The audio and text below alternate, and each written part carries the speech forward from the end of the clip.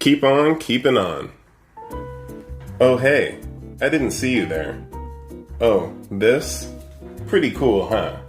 Do you want to be cool too? If so, and who doesn't, go to jumpscreative.com, click on the shop tab, and you can choose from an assortment of cool items. How about a cool t-shirt? A cool mug? How about some cool pillows? We've got all the merch to soothe your appetite for cool. And once you've picked something out for your cool self, how about picking out something for a friend? Who doesn't want cool friends? And even cooler, checking out new episodes of the Comic Sans podcast on Sundays. That sounds pretty cool. See you there.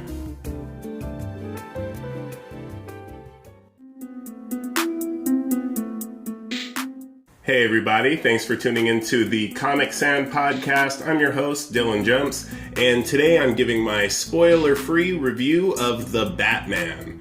The film stars Robert Pattinson as Bruce Wayne, or the Batman, Zoe Kravitz as Selina Kyle, or Catwoman, Jeffrey Wright as Lieutenant James Gordon. You'll also see Colin Farrell as Oswald Cobblepot, aka the Penguin, and last but not least, Paul Dano as the Riddler. The film is also directed by Matt Reeves.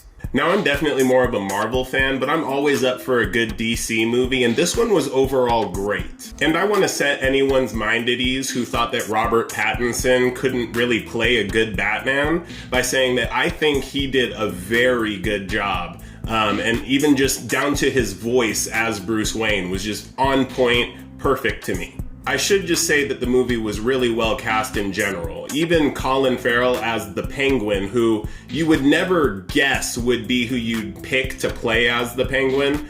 One thing that was kind of funny to me was Jeffrey Wright as Lieutenant Gordon. Not because of his performance or anything like that, but if you'll think back to when I did my videos about the What If series on Disney+, there was the character of the Watcher, or Uatu. And Jeffrey Wright actually voices that character. And so hearing him as just a, run-of-the-mill cop in The Batman versus when you hear him as an all-powerful celestial being in What If, it's just really funny that those two characters have the exact same voice. So definitely not a critique or anything like that. It was just kind of funny because when he would talk for long periods of time in the movie, I couldn't get Uatu out of my head.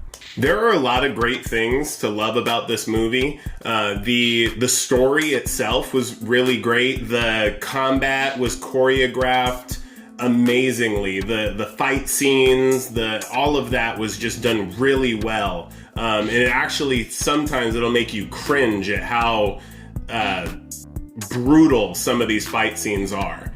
But obviously cringe in a good way.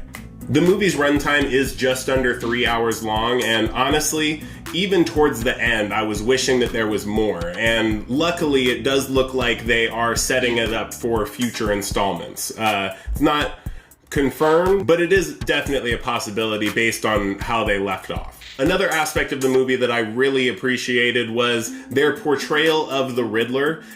He's much more of like a serial killer in this. Very different from if you remember the Val Kilmer Batman back in the day where Jim Carrey plays the Riddler, and he's a lot more cartoonish. This version of Riddler was really creepy, and there were definitely no holds barred in the crimes that he committed in this movie. If I had to pick out one thing that I wasn't the biggest fan of in the movie, it was probably that the romance between Batman and Catwoman at times seemed a little bit rushed, but it didn't take me out of the movie. It just was just like, oh, okay, well, we're at that point now. But definitely, that's just, if my arm's behind my back and I had to choose one thing. Some people might say that the movie gets a little political in its portrayal of the cops of Gotham, but just keep in mind that Gotham has always had crooked cops. That's not anything new that they added into this movie in terms of, some agenda or whatnot. So just keep that in mind. And also, I do feel like they do a good job of showcasing the good cops in the movie as well. So definitely take all that with a grain of salt. If I didn't already mention this, Colin Farrell's transformation into the Penguin is insane. You'll be watching the movie and Colin Farrell will be right there and you won't recognize him. I'm sure it's some mixture of, prosthetics, makeup, and maybe a little bit of CGI, but honestly, it was just so crazy seeing Penguin and not even thinking about Colin Farrell, because he did a really great job of just immersing himself into that character. Another thing I enjoyed about the movie was the dynamic between Batman and Lieutenant Gordon. Keep in mind that in most storylines, Gordon is already a police commissioner, but in this story, he's still just a lieutenant. And so he's got people to answer to, and definitely makes it harder for him when he's almost treating Batman like he's his partner. So that was really cool to see the two of them having more of a partnership in this movie versus in other stories, movies, whatnot. Gordon usually reaches out to Batman for help, and then Batman goes and gets it done on his own. Another thing I liked about the movie was the technology that they used for Batman's gadgets. He doesn't use a ton of gadgets in the movie, and the technology he uses isn't super high tech, but it always surprises you when he does use it. And kind of on the same topic as gadgets, the Batmobile in this movie was crazy. I would not want to be in a car chase with that Batmobile. It's terrifying, honestly. Super loud, and it honestly fits this version of Batman so well. Definitely a great take on the Batmobile. And I know people are going to be wondering, all right, Robert Pattinson, he did his thing as Batman. We're hearing that he did a good job, but was he the best Batman? Now, short answer to that is he could be. I can't think of any reason why he's worse than other Batmans. Like I mentioned earlier, his voice was really on point. The suit was awesome, but I mean that's not really attributed to, his portrayal of the Batman. But I can't really say definitively, he's the best Batman. But he was great. And it really probably just comes down to preference. A lot of people are going to be attached to Christian Bale because, the Dark Knight movies for my generation, they were really big growing up. And so a lot of people, they're not ever going to concede that Pattinson could be better than Christian Bale. Who's Batman to you? Christian Bale. Michael Keaton is Batman to me. I'm Batman. No, dude, I'm Batman. I think it's very possible that he was. I would probably have to watch some stuff back to back, but definitely. Now, I personally have another category of best Bruce Wayne. A lot of people, when they say who, their favorite Batman is, Bruce Wayne is just tied into that. But the way I look at it is that Bruce Wayne and Batman are two separate entities. It's kind of like how when Superman is Clark Kent, he purposely is a little bit more nerdy, goofy, maybe even clumsy at times. And that's to flesh out a persona that is separate from Superman.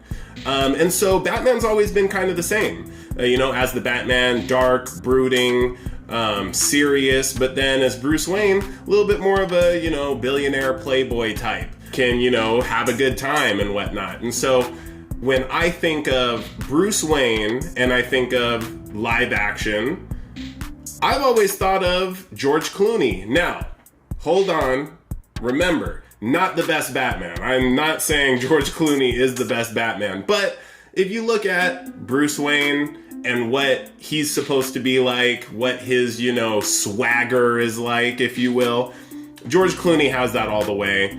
In the comments, go ahead. Who's your favorite Batman? Who's your favorite Bruce Wayne? Are they the same? Are they different? What do you think about George Clooney as the best Bruce Wayne? Because I personally think that he blows everybody else out of the water. Anyway, Robert Pattinson, really great Batman.